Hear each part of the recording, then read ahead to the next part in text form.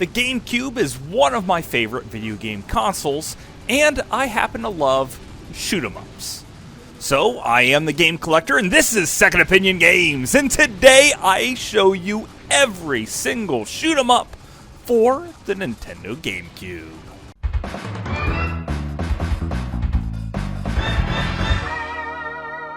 Second Opinion Games.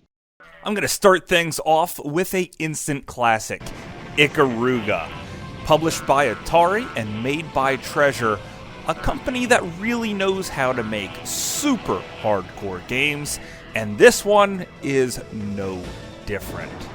By far, this has the best graphics of any of the GameCube shoot-'em-ups, and probably on top of it, the best music. Also, 18 punishingly difficult levels. And I mean punishingly difficult, because you will have your butt handed to you again and again. And part of it is because the overall gimmick of this game. Now, pretty much all shoot-'em-ups have their very own gimmick, and Ikaruga has a rather unique one. It has light and dark bullets, and your ship can change colors back and forth. If you're the white ship, for example, you can absorb white shots. Also, absorbing more makes your ship more powerful. The white ship is better at taking down dark ships. Now, the opposite for all of that is also true. So you're going to be flipping back and forth quite often. Also, I'm playing this game on easy. I'm playing all my games on easy because all of these shooters are super freaking difficult. Bullets covering the screen, every inch of it. So you have to be able to absorb what's covering the majority of the screen at each time. Also, certain spots seem to be more of a puzzle aspect than others. Trying to pilot your ship through exactly where you need to go and planning in between light and dark, things can get pretty confusing. Sometimes I forget what color ship I am just to switch and die immediately. This one is very, very difficult, like I said earlier, but the graphics are beautiful.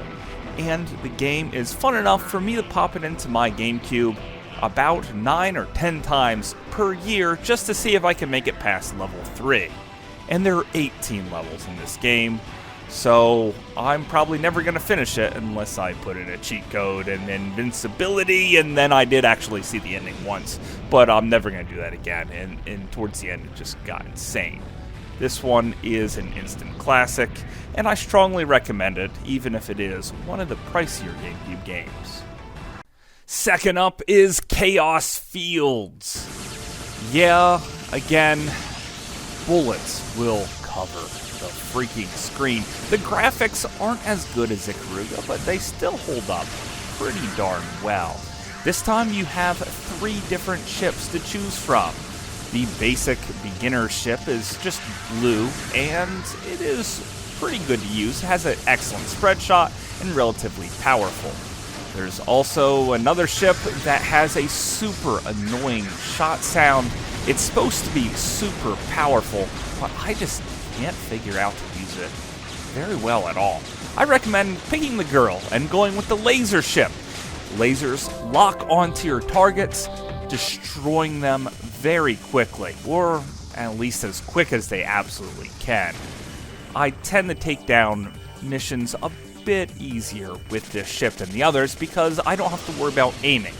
Even though the blue ship had the spread shot, occasionally I still have to line up my shot just right. With the lasers, it focuses in on many targets at once, or I could somehow maneuver my ship around just right to get the focus on just the target I want. Also, I can pay more attention to just dodging the bullets that are on the screen. As well as I have a sword that swipes bullets away, but not all bullets. Some of the purpley ones just don't swipe away, and you can't swipe your sword non-stop, clearing out all the bullets. So you have to time everything just perfectly. Again, This one is punishingly difficult. The music is pretty good, but the sound effects seem to drown it out, which is a shame because, man, the sound effects are just all over the place. Sometimes they even sound annoying, like one of the previous ships that I mentioned. I just can't get over how horrible this sounds firing again and again. And in a game that you have to fire non-stop, they shouldn't make it hurt my ears to have to fire. Chaos Fields is really good and quite a bit of a challenge, maybe even too challenging. Sometimes the game gets rather difficult. You do have bombs that help you clear the screen, but they're few and don't seem to do a ton of damage. Chaos Fields is a really good game, but it often falls flat in many departments. Also, your ship is really big, and I really don't like that in a shoot 'em up. Next up, we have to turn to the import scene because we're done with the American games. Yeah, out of the 4 games, 2 of them have to be imports. So we have Radio Generic. Now, the game is also found on a Wii Ultimate Shooting Collection, and then the English version is called Radio Allergy. But we're kind of talking about the GameCube version here, which means it's all gonna be in Japanese, and you're gonna need a boot disc just to play it.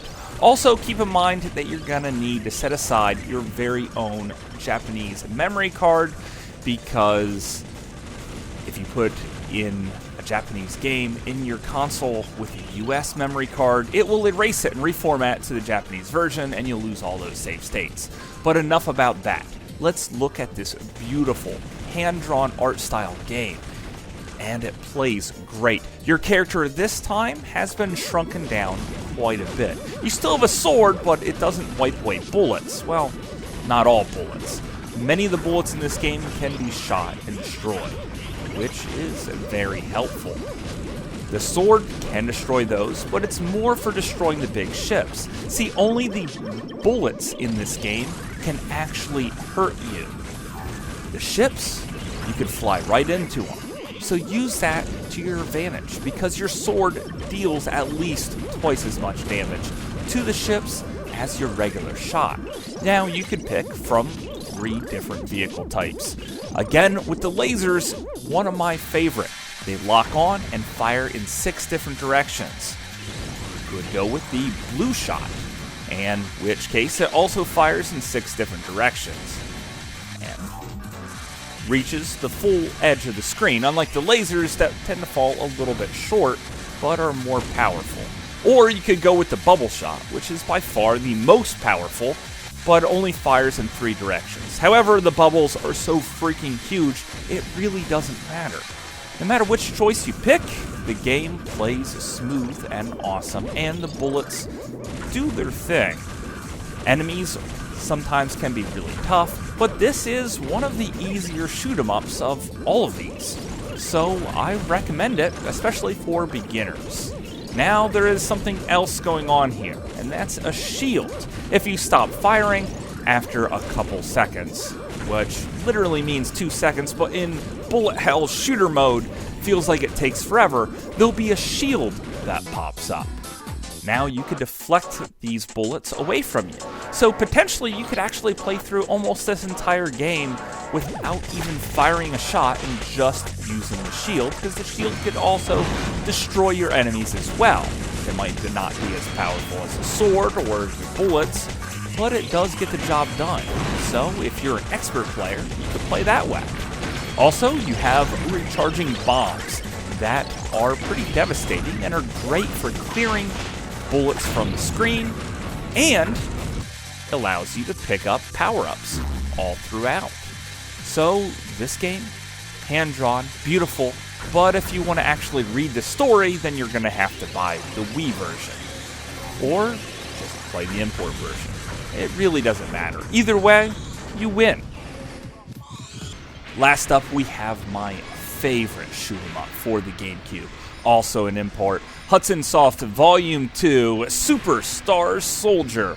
Now this was a budget title coming out in Japan for only $30. However, here in the States, it's only gone up and up and up, probably because of its overall quality. Now, you could play the Carnival mode of 2-minute or 5-minute, which will have your butt handed to you again and again, so you really have to earn the top scores in this game, or just straight up play through the missions, and they're varied.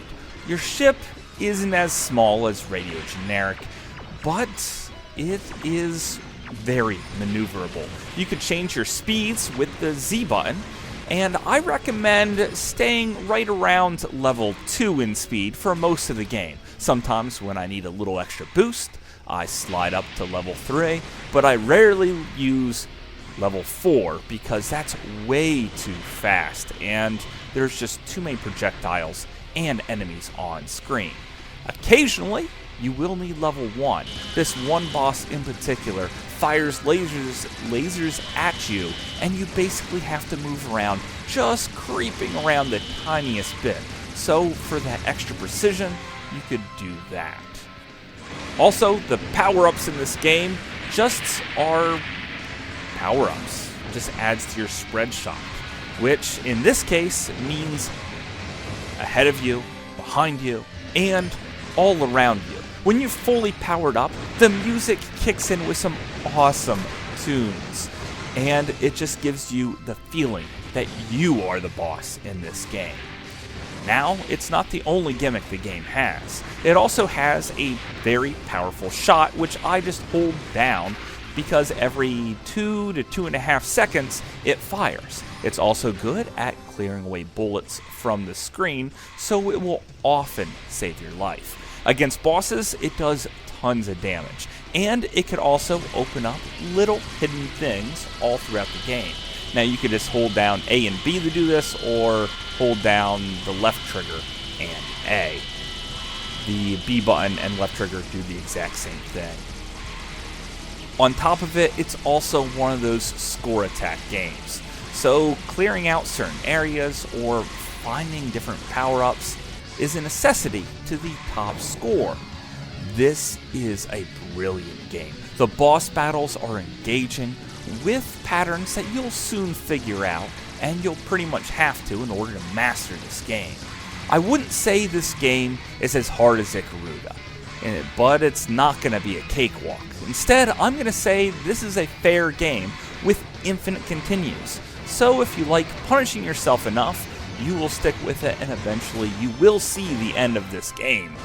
But it's also not going to be easy. Now, like I said, I played all these games on easy, and you could see the bullets and enemies just covering the field. Things do get hairy.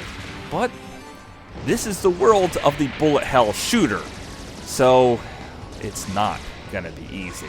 All these games are worth getting, even if 2 of them you have to import. But that's just my opinion. Thanks for watching.